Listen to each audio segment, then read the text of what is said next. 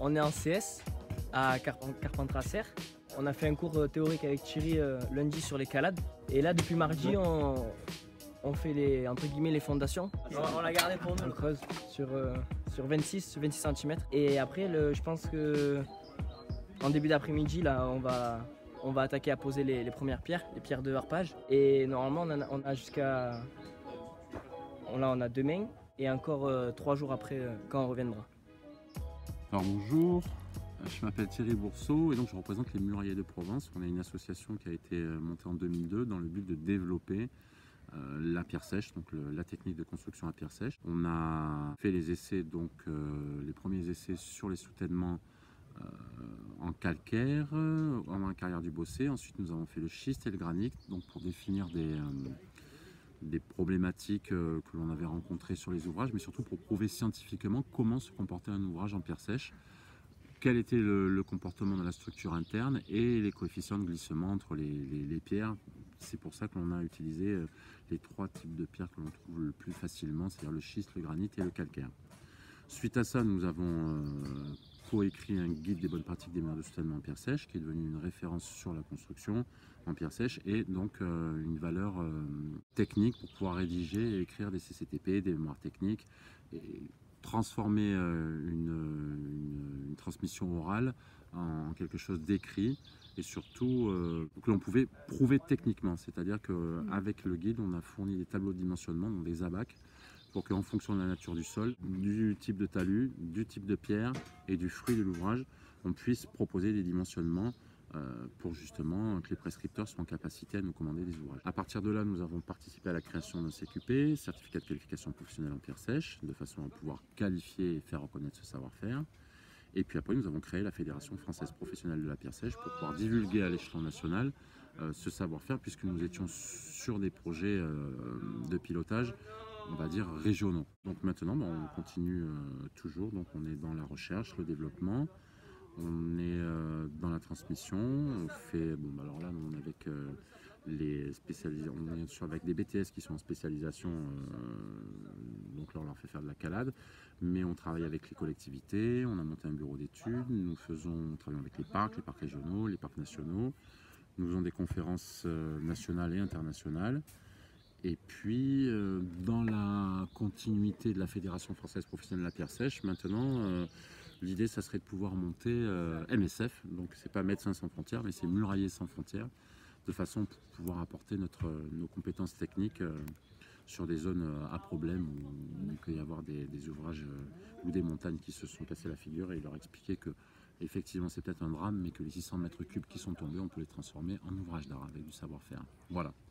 Et on travaille aussi sur les problèmes de submersion pour apporter des solutions techniques et de mise en œuvre assez rapides et faciles, sans ciment et sans liant, pour les problèmes justement de digues, de submersion, qui sont justement malheureusement au goût du jour de par le réchauffement de la planète. Alors avec les BTS, dans le cadre de leur spécialisation, on va réaliser une calade donc devant le bâtiment qui a été bâti en pierre. Il y a un exutoire sur le côté gauche de la porte quand on se met en face du bâtiment, donc il va falloir que l'on dirige nos pentes pour évacuer l'eau à cet endroit. On vient de faire le fond de forme, c'est-à-dire qu'on a décaissé sur 25 cm de façon à pouvoir préparer la pose des pierres.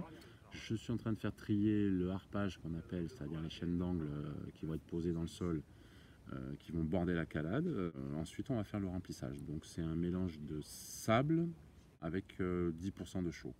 Voilà, c'est ce qu'on appelle un mortier maigre à sec. C'est le principe du couscous. C'est pour ça qu'on appelle le couscous, parce que c'est brassé comme du couscous. C'est très, très aéré. C'est pas un mortier collé. Contrairement aux mortiers que l'on va employer pour sceller les harpages, qui eux ont besoin d'être solidement fixés. Donc, il va y avoir 3 fils d'eau, mais qui ne seront pas identifiés comme les fils d'eau quand on les met au milieu de la calade et qu'on a l'écoulement qui se fait sur les pierres qui sont mises comme 2 chaînes d'angle qui s'opposent. Parce que là, ça va nous faire une toile d'araignée au milieu, on a tellement de pentes que ça va pas être joli. Donc on va border avec nos harpages. Donc c'est le principe de la chaîne d'angle à plat, c'est court, long, de façon à pouvoir se croiser après à la reprise avec nos pierres de remplissage. Mais on va faire nos pentes avec les pierres de remplissage. c'est-à-dire que les pentes seront discrètes, ne seront pas marquées par des fils d'eau. Et le remplissage se fera au sable et à la chaux, toujours pareil, avec une proportion de 10%.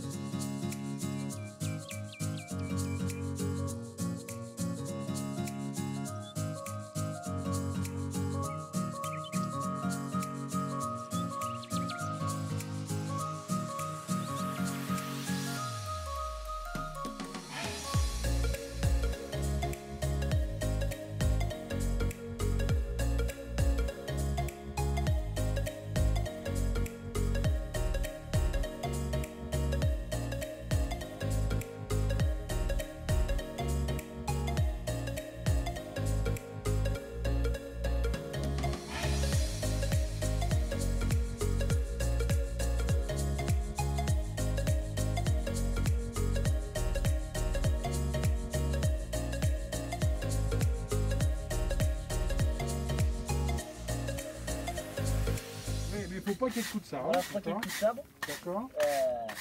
Faut que ce soit du sable avec de la chaux. Ouais. Alors qu'est-ce qu'on fait comme mélange au niveau chaud Tu et fais ça 5 seaux de sable et un demi-seau de chaux. 5 seaux de sable. Vous écoutez Maurice et Dominique, hein. Moi je voulais, donc je suis venu pour ça, pour vous féliciter au nom de l'association et au nom du maire de Baume de Venise. Vous avez bien bossé. Vous avez très bien travaillé, ça n'a pas été facile.